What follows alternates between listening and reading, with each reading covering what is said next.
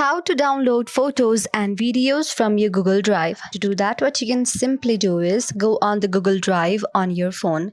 Make sure that you have signed into your account.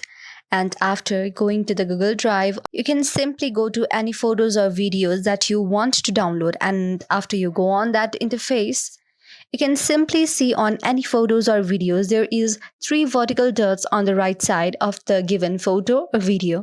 So when you tap on this three vertical dot, you will see many options popping out on your screen.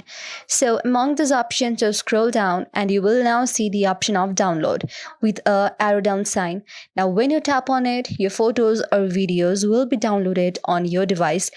It's just about how much long your video is, so it might take some time if the video is longer, but yes, by doing this, the photos or videos you want to save will be saved. So yes, this is how you do it.